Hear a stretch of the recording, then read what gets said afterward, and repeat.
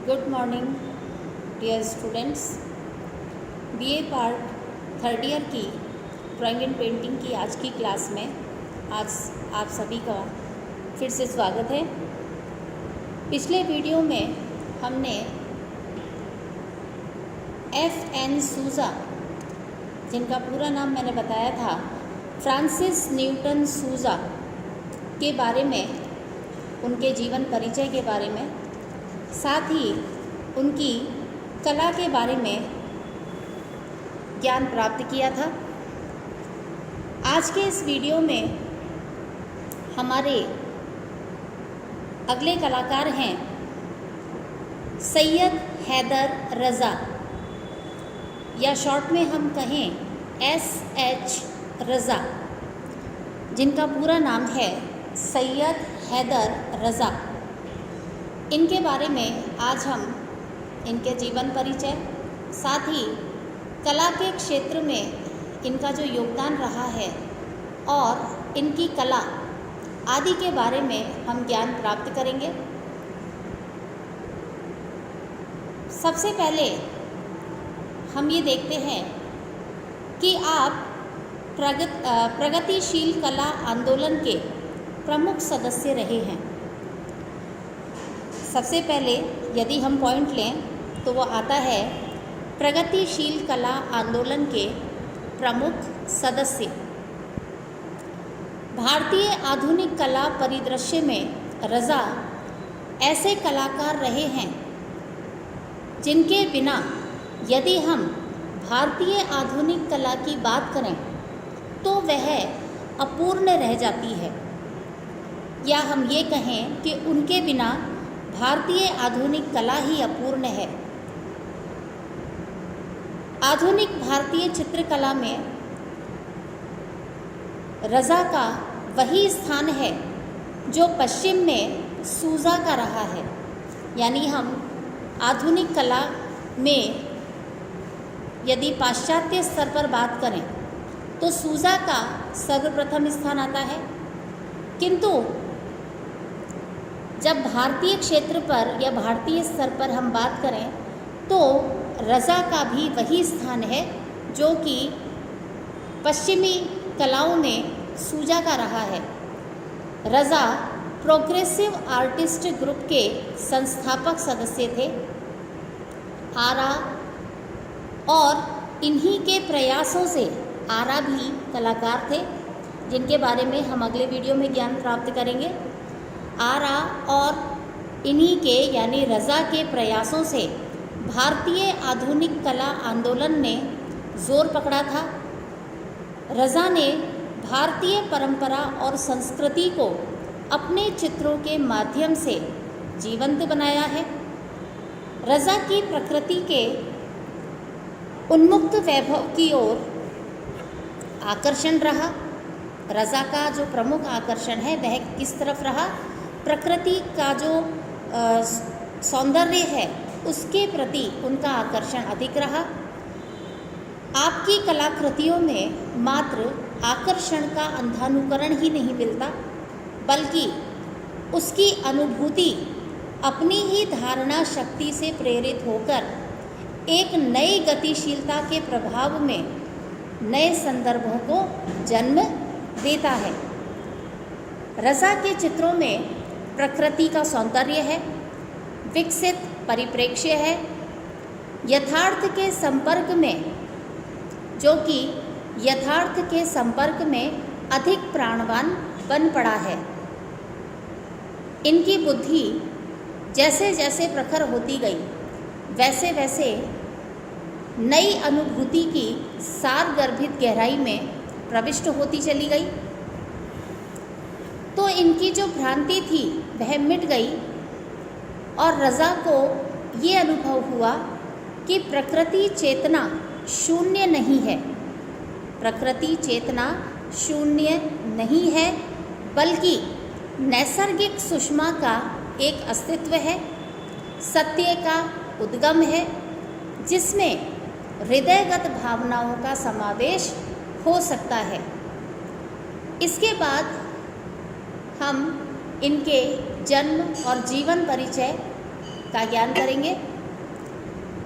रज़ा का जन्म सन 1922 ईस्वी में मध्य प्रदेश के दमोह कस्बे में हुआ था। 1922 में मध्य प्रदेश के दमोह कस्बे में आपका जन्म हुआ। हाई स्कूल पास करके आप नागपुर स्कूल ऑफ आर्ट में कला की शिक्षा प्राप्त करने लगे, लेकिन अर्थाभाव के कारण आप अधिक दिन तक पढ़ाई नहीं कर सके। अतः इन्हें आत्मसंतुष्टि नहीं मिली और फिर ये यहाँ से मुंबई चले गए, जहाँ आपने अथक परिश्रम और मेहनत से sir J school of arts में प्रवेश लिया।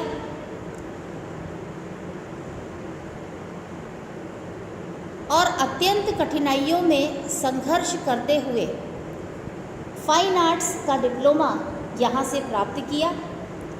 इसके पश्चात इनकी प्रतिभा उज्जवल होती चली गई। इनकी प्रदर्शनियाँ मुंबई, दिल्ली, नागपुर आदि कई स्थानों पर आयोजित हुई, जिससे इन्हें काफ़ी प्रशंसा भी मिली। देशी चित्रण। विदेशों में देशी चित्रण के प्रभाव से रज़ा को सरकारी छात्रवृत्ति भी मिली। इसके बाद फ्रेंच स्कॉलरशिप मिली, जिस पर रज़ा ने डी.वो आर्ट्स और स्टूडियो एडमंड हेज जो कि विदेशी आर्ट गैलरियां हैं, ये है पेरिस में, जहाँ पर इन्होंने कला का और भी अधिक अध्ययन किया। फ्रांसीसी सरकार से एक बहुत बड़ा पुरस्कार मिलने के बाद रज़ा सन 1950 यानी 1950 ईस्वी से या इसके बाद से ही पेरिस में ही बस गए थे। फ्रांस की राजधानी पेरिस में आप रहने लगे। फ्रांस पहुंचने के बाद भी रज़ा उसी शैली में काम करते रहे जिस शैली में वे भारत में काम करते थे, या जिस शैली का उन्होंने भारत में आरंभ किया था, उसी शैली में वे फ्रांस में भी काम कर रहे थे। रज़ा ने अपनी कला की शुरुआत दृश्य चित्रों से की थी, यानी लैंडस्केपिंग से की थी, लेकिन बाद में वे प्रकृति के प्रति आकर्षित और समर्पित हो गए। आधुनिक कला में काम करने के बावजूद भी आपको प्राचीन भारतीय कला से अटूट लगाव रहा। इसके बाद नवीन कला की खोज। रज़ा रूप और दृश्यांकन के साथ साथ वातावरण की चातुर्दिक चारुता की ओर आकर्षित हुए। कश्मीर की प्राकृतिक सुषमा स्वरूप सुंदर चेहरों के निखार से आप में एक उत्कृष्ट प्रेरणा जागी। मुंबई में वर्षा ऋतुओं में बादलों की शोभा का आपने चित्रण किया और आकाश में क्षण प्रतिक्षण होने वाले परिवर्तनों के साथ ही वातावरण की आर्द्र रंग भवता इनकी तुलिका से सजीव हो उठी। यानी आपने मुंबई में जो क्षण प्रतिक्षण जो मौसम बदलता है, वहाँ पता नहीं चलता कि कब बारिश आ रही है, कब धूप निकल रही है, या कब बारिश आएगी या कब धूप निकलेगी। वहाँ किसी भी समय या किसी भी पल वहाँ पे बरसात हो जाती है। तो इस प्रकार का जो वहाँ पर मौसम बदलता था कि सुबह किस प्रकार का मौसम है या शाम को किस प्रकार का मौसम है, किस प्रकार की धूप छाँव है, तो इन सभी मौसमों का मौसम का जो प्रभाव था, जो वातावरणीय प्रभाव था, उन्होंने अपने चित्रों में चित्रण किया।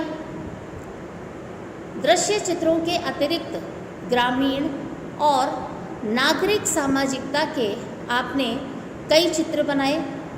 नए रूप के आग्रह ने सौंदर्य के निरपेक्ष, अनवरत क्रम की भर्त्सना करते हुए ज्यामितीय अथवा अमूर्त की भी उन्होंने कई स्थानों पर व्यंजना की है। दक्षता पूर्वक रंगों का प्रयोग यह उनके चित्रों की विशेषता थी। रंग प्रयोग में रज़ा की दक्षता आधुनिक भारतीय कला में एक उपलब्धि के रूप में याद की जाती है, क्योंकि आपने अपने रंगों के द्वारा मानसिक जटिलताओं तथा प्राकृतिक रहस्यमयता से अपने चित्रों के माध्यम से सभी को साक्षात्कार करवाया है। आपके रंग अलंकारिक नहीं हैं, उनमें अनुभव और व्यवहार सिद्ध उपक्रम के मुक्त बहाव की प्रवृत्ति प्रायः सभी चित्रों में दिखाई देती है। आरंभ में आपने जल रंगों में काम किया, यानी वाटर कलर्स में काम किया, किंतु बाद में एक्रेलिक रंगों के प्रयोग से आपने अपने चित्रों का चित्रण किया। ये आपने चित्रण में कभी कुछ खास रंगों का प्रयोग करते थे, तो कभी एक ही रंग से संपूर्ण आकृति को उभार दिया करते थे। इससे ऐसा प्रतीत होता है जैसे वे अपने चित्रों को दार्शनिक अथवा वैचारिक आधार देना चाहते थे। अर्थात कई बार तो वे काफ़ी सारे रंगों से अपने चित्र को उभार देते थे, उसमें प्रयोग करते थे, और कभी कभी एक ही रंग से, उसी के शेड्स से वे पूरा का पूरा चित्र बना देते थे, जिससे ये पता चलता था, या हम ये ज्ञान कर सकते हैं उनके चित्रों को देखकर, कि वे अपने चित्रों में एक दार्शनिक या वैचारिक प्रभाव देना चाहते थे। रज़ा के रंगों में जो उनके चित्र हैं, उनके रंगों को देखने से हमें पता चलता है कि उनमें एक अलग प्रकार की गहराई है, जो हमें उनके कैनवास से दूर तक झांकने में सहायता करती है। इनके द्वारा जो रंगों के प्रयोग किए गए हैं, उन्हें देखकर हमें ऐसा लगता है जैसे रज़ा रंग किया नहीं करते थे, बल्कि रंगों से खेला करते थे। वे रंगों से तरह तरह के एक्सपेरिमेंट्स किया करते थे। वे रेखाओं से चित्र नाप करके, एक तरह से हमें उनके चित्रों को देखकर ये पता चलता है कि वो रंगों से ही चित्रण करते हैं, या रंगों से ही उनमें अलग अलग प्रकार के प्रयोग किया करते थे। उनमें दार्शनिक प्रभाव भी दर्शाते थे। तो कभी कभी कोई बहुत उनके रंगों के माध्यम से हमें ये लगता था कि कोई विशेष वे उसमें संदेश दे रहे हैं, या कोई ज्ञान हमें दे रहे हैं। रज़ा ने राजस्थान पर आधारित चित्रों की एक श्रृंखला बनाई थी, जिसके संबंध में उन्होंने लिखा था उनके शब्दों में कि मैंने राजस्थान पर आधारित चित्र बनाए, पहले भी, बाद में भी, और अब भी बनाता हूँ। तो राजस्थान प्रत्यक्ष रूप में तो नहीं, लेकिन रंगों में कहीं ना कहीं उसका मोर, उसके रंगमय दृश्य अवश्य होता है। वस्तुतः जब हम किसी जगह को देखते हैं और उसके बारे में सोचते हैं, तो उस अनुभव का चित्र हमारे जहन में कहीं ना कहीं अवश्य रहता है। जैसे आप लोगों ने भी कभी नोट किया होगा कि हम कहीं जाते हैं या हम कहीं घूमने गए, वहाँ पर कोई हमने ऐसी आकर्षक चीज़ देखी जो हमारे दिमाग पर छप जाती है, और फिर हम वापस आ जाते हैं। लेकिन वो चीज़ हमें देखने पर, या उसके कोई विशेषता ऐसी होती है जो हमारे दिलो दिमाग पर छप जाती है, और हम उसे भूल नहीं पाते। यानी वह आकृति या वो चीज़ हमें, जबकि वो हमारे पास नहीं है, लेकिन फिर भी वो हमें दिखाई देती है, यानी फिर भी वो हमारे अक्षपटल पर, यानी हमारी आंखों में छपी हुई है, और हमें ऐसा लगता है कि हम उसे अभी भी देख रहे हैं। तो ये जो उनके राजस्थान के जो चित्रों की श्रृंखला है, ये वे जब उन्होंने चित्रित की तब उन्होंने ये कहा था कि राजस्थान तो मेरे सामने नहीं है, लेकिन वहाँ का जो माहौल है, जो वातावरण है, वो मेरे चित्रों में प्रकट हो रहा है। रज़ा ने फ्रांसीसी एक चित्रकृति थी, यानी फीमेल चित्रकार आर्टिस्ट जिनका नाम था मोंगिला, उनसे उन्होंने विवाह किया था तथा विदेश में अपने स्थायी निवास के बारे में उन्होंने कहा कि फ्रांस में यद्यपि मैंने संघर्ष कम नहीं किया, तथापि इस समाज में कलाकार के रूप में परिचय ही एक उम्दा चीज़ मानी जाती है। वहाँ कलाकार को एक भरोसा तो रहता ही है, फिर भी भारत से मेरा संबंध अटूट है और अटूट ही रहेगा। यानी वे पेरिस में जाकर के रहने लगे थे, वहाँ की जीवन शैली में जीने लगे थे।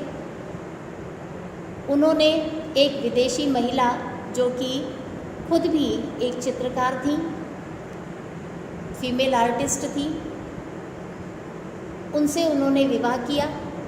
वहाँ के जीवन शैली या रंग ढंग में वे रहने लगे थे, वहाँ के हवा पानी में, वहाँ का जो दृश्य थे वे सब वो देखते थे, वहाँ के माहौल में, वहाँ का जो परिप्रेक्ष्य था उसमें वे जीने लगे थे। लेकिन फिर भी वो अपने भारत का जो संस्कृति थी, जो भारत का जो माहौल था, उससे वे बाहर अभी भी नहीं निकले थे। भारत की जो हवा थी, उसकी सुगंध, यहाँ की मिट्टी की खुशबू उनकी कला में हमें आज भी दिखाई देती है, जबकि वे पेरिस में या फ्रांस में ही जाकर के रहने लगे थे। फ्रांसीसी महिला जो थी, कलाकार थी, उनसे उनका विवाह हो गया था, पूरी तरह से उनका जीवन बदल चुका था। लेकिन फिर भी उनका भारतीय परिप्रेक्ष्य से, भारतीय वातावरण से, भारतीय शैली से उनका संबंध नहीं टूटा था और वे अपने जीवन के अंतिम समय तक भारतीय कला शैली में ही काम कर रहे थे, जबकि वे विदेश में रह रहे थे। कई विदेशी लोगों का उन पर प्रभाव था, कई विदेशी कलाओं का उन पर प्रभाव था, लेकिन फिर भी उनकी शैली में भारतीयता, यहाँ के जो संस्कार हैं, यहाँ की जो संस्कृति है, वह स्पष्टतया उनकी कला में हमें दिखाई देती है।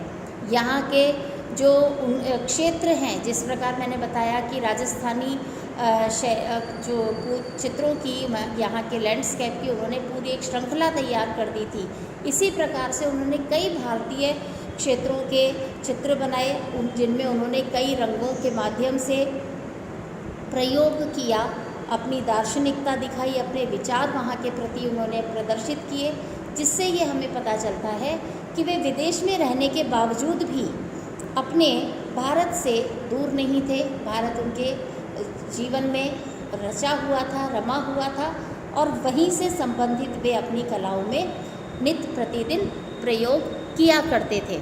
आपने कई क्षेत्रों में कला के जो विभिन्न क्षेत्र हैं, विभिन्न फील्ड्स हैं, उनमें भी काम किया। जैसे सेरीग्राफी है, सेरीग्राफ उन्होंने किया, चौपाटी, ज़मीन, राजस्थानी चित्र श्रृंखला, ग्रीष्म, आवास, आज, कश्मीर की एक गली आदि रज़ा के कुछ प्रसिद्ध ऐसे शीर्षक चित्र हैं जिनसे हमें पता चलता है, जो कि इस बात की गवाही देते हैं कि वे भारतीय ज़मीन, यहाँ का वातावरण, यहाँ के माहौल से विदेश में रहकर भी नहीं निकल पाए थे। यहाँ की जो छाप थी वह उनके हृदय पर अमिट थी। यहाँ के माहौल से वे अलग नहीं हो पाए थे। जो भारत के प्रति उनका लगाव था वह विदेश में रहने के बाद भी लगातार बना हुआ था और वह उसको नहीं छोड़ पा रहे थे और उनकी कला में यह स्पष्टतया दिखाई देता है। उनके रंगों से, उनके जो कलाएं हैं, जो उनके चित्र हैं, उनसे इस चीज़ का स्पष्ट हमें पता चलता है कि वे विदेश में रहते हुए भी अपनी कला में भारतीयता को नहीं छोड़ पा रहे थे। उनकी जो कला थी उसमें भारतीय जो वातावरण है वह हर तरफ बिखरा हुआ दिखाई देता है। फिर चाहे वो कश्मीर की सुषमा की हो, या जैसे उन्होंने मुंबई से वहाँ के वातावरण, जो वर्षा ऋतु के जो सीन्स हैं, जो लैंडस्केप है, उन्होंने जो क्षण प्रतिक्षण बदलता हुआ जो वहाँ का माहौल है वह चित्रित किया। इन सभी चीज़ों से हमें ये ज्ञान होता है कि वे विदेश में रहकर भी भारतीय कला में रचे रमे हुए थे और उसी में वह बसे हुए थे, और वह कला ही उनके जीवन पर आजीवन बसी रही और उसी में वे कार्य करते रहे। आज के वीडियो में बस इतना ही। आगे हम नए वीडियो के साथ मिलेंगे, तब तक के लिए धन्यवाद।